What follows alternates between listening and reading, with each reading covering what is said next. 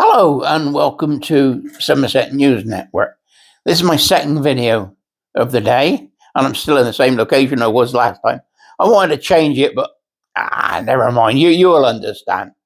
Now, what I want to talk about now is the little bits of kit I got, the small kit. Now, I've got my big camera, and I'll put a photograph of it on here with my camo gear, which I use for doing wildlife photography and for doing country shows. That's my big camera, and I can film for 6 to 8 hours on that, and it is brilliant. It's in 2K, but now everybody's going on to 4K. We've had to upgrade a little bit, but it's still taking me time to upload because I'm not on broadband. I'm still on the phone cable, so it's better here than it was in the old place, but it's still taking time to upload. So I'm doing short videos just to get back into the swing of it. As you see, I've got a clapperboard now. I use it when I'm doing interviews and I got 3 or 4 cameras set up. I can go click and it works brilliant. What I've got is small kit. So I can carry it back in one bag. Because you know what it are, carrying big cameras and microphones and setups and everything can be a bit cumbersome. So I've got a stage mic and everything, which hopefully we'll have set up here later on. But what I want to talk about is I got a clip-on mic at the moment, and I'm trying it out to see how it goes, see if it sounds okay. I don't know how long the batteries will last on it, but we'll see. I don't think I'm going to talk long enough to be able to find out. Now, I've got a mobile clicker, so I can click it on and off. I won't do it now, because otherwise you'll disappear. Or I'll disappear, I should say. So that's what we've got there. We've got an auto sensor. We've got a clip-on mic. We've got 2 of these so that I can do interviews. And I can use my mobile phone for it. Goes into the phone, and I can use it. Now, what I want to do now is I want to go around the rest of the kit. So I'm going to put the phone down, going to turn this off, using my thing, and I'll be back in a second. What we want to do now is go through the kit I've got. Got some GoPro batteries. That's the clip-on mic I got on the kit. I got another mic in there. I've got various tripods. I've got 2 tripods here. That one goes for the phone, and that one's for the JCB camera, which I'll show you in a minute. And they go quite tall. Now I try and work off of a tripod as much as I can, so we don't get camera shake. Now what we've got here, so I've got my new GoPro 7. Now I thought I was buying a second-hand one, but as you can see, it's still got the covers on them. So this is a brand new GoPro 7.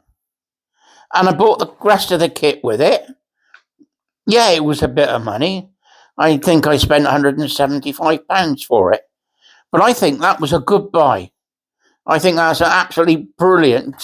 I think I got a waterproof one there. It's got a foam one. It's got the handheld. This is my webcam that I can use. That's to go onto the PC when we do chats. We've also got the JVC. Now this is a brilliant little camera.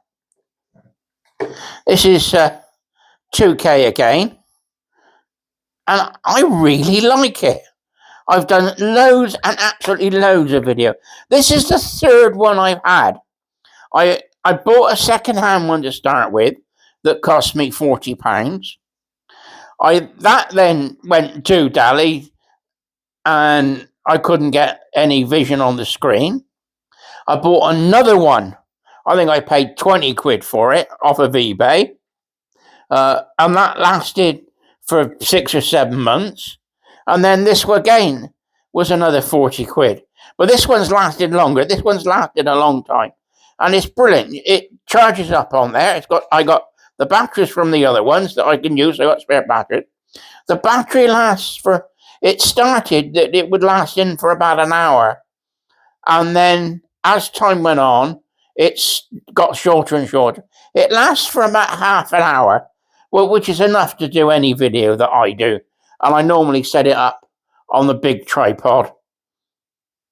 And I got a big tripod, real studio one, television camera tripod as well, in the storeroom, which I might be using, but that's for the big camera. Anyway, that's the kit we got. We got the loads of tripods, the GoPro batteries, the mic, and then the 3 cameras. And of course, the phone that you're watching me on now. Hello, and I'm back again. Yeah, I pressed the wrong button, which is what I do. I'm not a technophobe, but I'm not the best on computers. I got to admit I do have a little bit of which button do I press now job.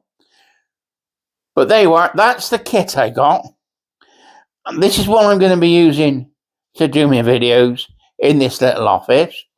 I got the big camera if I want, but what I'll mostly be using is this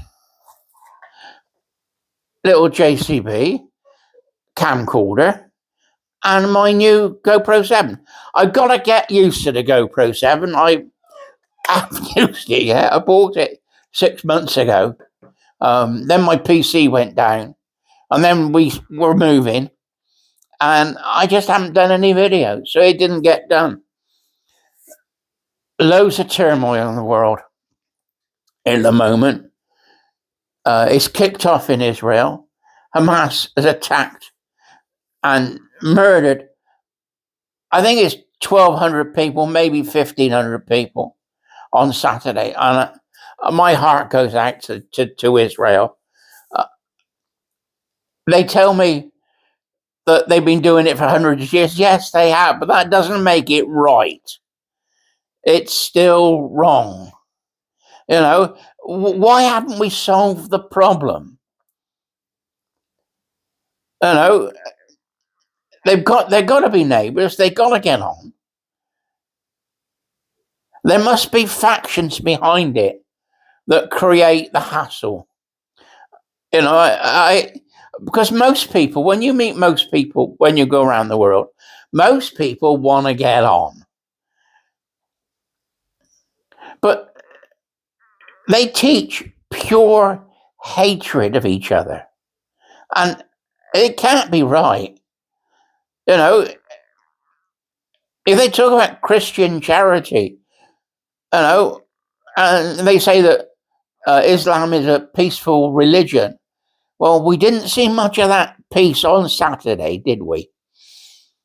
Now, it looks as if a lot of the gunmen that went into Israel may have been mercenaries. They looked like black Africans. Now, the Palestinian people are, they're darker skinned, but they're olive skinned. They're not dark black Africans. And I'm just wondering whether they were using mercenaries. Now, we know the mercenaries, the Muslim, were in Syria with ISIS. And I wonder if they've gone to the Gaza Strip. Now, we also know that ISIS was being supported and trained by the CIA. It's well known. So, how much is the CIA involved with the other Muslim terrorist groups. Now, the idea, I think, was to train these groups up and have regime change in Syria. It didn't happen. Syria's still going on, but we don't hear about it on the news. You've got terrorist groups in Libya, Hezbollah. You've got the Gaza Strip and Hamas. They were the ones that allegedly did the massacres on Saturday. It's just pure evil. That's all you can describe it as, and you can't get your head around it. Why would anybody want to kill women and children and just mutilate people because they're of a different religion? You know, people visiting Israel from Australia, England, Sweden, California, America, they've all been caught up in this. Some of them have been taken hostage. It ain't nice. Someone's got to solve this problem. We want the Israelis to call a ceasefire, stop bombing Gaza. If you've just had 1,500 terrorists attack you and killed 1,200 or 1,500 of your people, surely they got the right of self-defense. You just can't sit back and just let it lie. Say, oh dear, never mind, it didn't happen. They didn't really mean it. You can't do that anymore. I want peace. I don't want war. But if you're going to do this, you're going to face the consequences. And Israel come out fighting. And I don't blame them. Now, there's a report this morning on one of the Indian news sites that missiles were coming in from Lebanon over to northern Israel. And Hezbollah are supposed to be gathering on the northern border of Israel and the southern border of Lebanon, ready to attack Israel. The Golan Heights and into Syria are supposed to be throwing missiles over that way as well. So this is not going to end well. Like I said, the Americans with the CIA trained the Muslim terrorists in Syria. How many of those trained people are now training the terrorists of today? We know Obama sent Iran pallet loads of cash, of dollars. We know that Biden sent Iran $16 billion. They've had something like $50 billion over time from the United States. Is that money being used to fund all this? We also found out that the arms that are being used have come from Afghanistan, the ones that the Americans left behind. And we also found out that some of the guns that went to Ukraine are also being found into the hands of the terrorists. Now, they've also been found in Sweden with the drugs gangs. So are they all connected?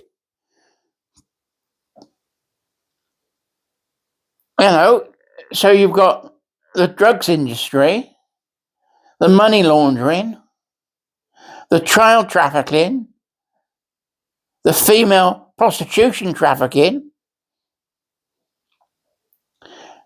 and now it's kicked off in Israel. We've got to put a stop to all this. We've got to make sure that people can be safe. I sometimes wonder whether our politicians are either stupid, ignorant, or being paid by the very people that are causing all the trouble, the drug dealers, the people trafficker, you know. And that's why it's being allowed, because they're not being allowed to put the forces in, the police in, to stop it. You only have to look at what Hunter Biden's been up to.